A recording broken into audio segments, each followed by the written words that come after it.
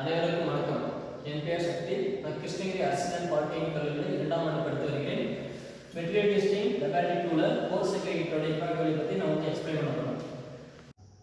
இந்த எக்ஸ்பெரிமெண்ட் செய்வதற்கான நோக்கம் கோர்ஸ் அக்ரிகேட்டை எந்தெந்த இடத்துலலாம் பயன்படுத்தலாம் இல்லை பயன்படுத்தலாமா வேணாம்ன்றது அறிவதற்காக.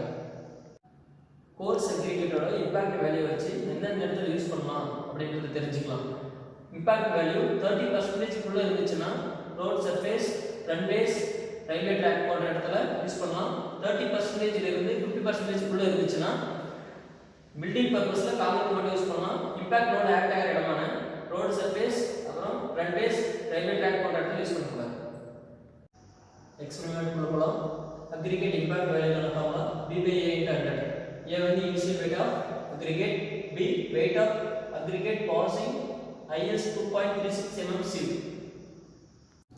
இம்பாக்ட் வேல்யூ செய்வதற்கு தேவையான உபகரணங்கள்: aggregate impact testing machine, sieve size 12.5 10 2.36 mm, cylinder diameter 75 mm, depth 50 mm இருக்கிற ஒரு மெட்டல் சிலிண்டர்,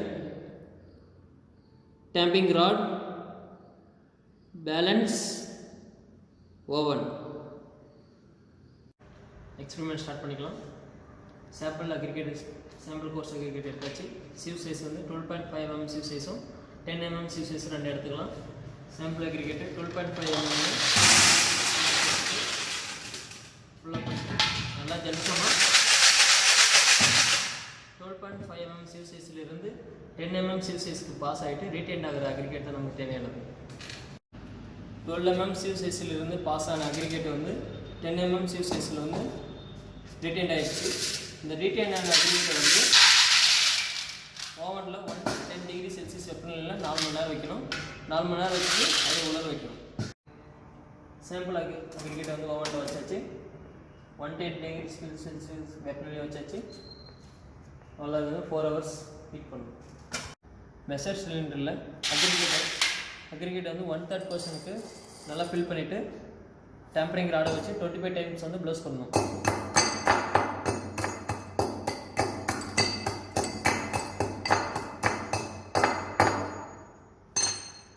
க்ளோஸ் பண்ணிட்டு நெக்ஸ்ட்டு 1/3% அக்ரிகேட்டை நல்லா ஃபில் பண்ணணும். ஃபில் பண்ணிட்டு டேம்பரிங் ராடை வச்சு 25 times வந்து க்ளோஸ் பண்ணணும்.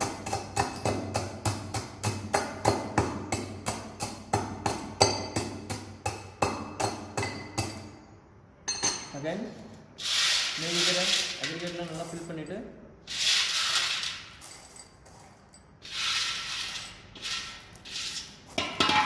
நல்லா ஃபுல்லாக ஃபில் பண்ணிவிட்டு 25 times வந்து டேம்பரிங் ராடால் க்ளோஸ் பண்ணணும்.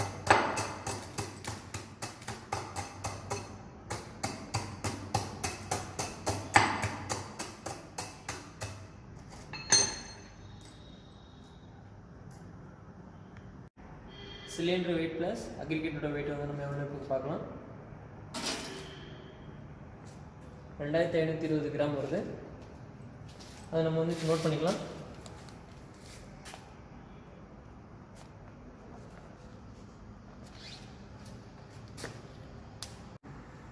இந்த impact testing machine sample aggregate வந்து இந்த இடத்துல வச்சுட்டு இது ரெண்டு பக்கமும் லாக் பண்ணணும்.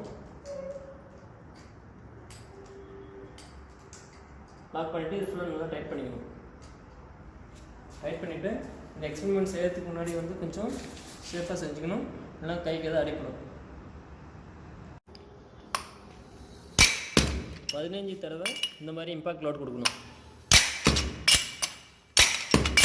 15 டைம் இம்பாக்ட் பண்ண சாம்பிள் அக்ரிகேட் எடுத்தாச்சு.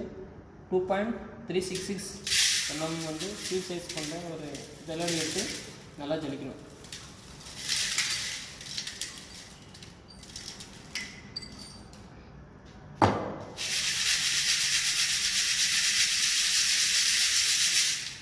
நல்லா ஜலிச்ச பின்னாடி எவ்வளோ தங்கினீங்கதோ அது வந்து வெயிட் பார்த்துக்கலாம்.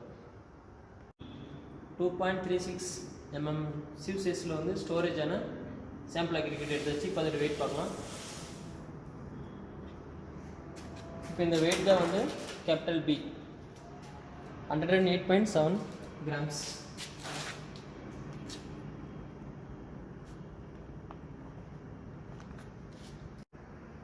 சிலிண்டரோட எம்டி வெயிட் வந்து பார்த்துக்கலாம். 1894.5 கிராம்ஸ் வருது. அதை நோட் பண்ணிக்கலாம்.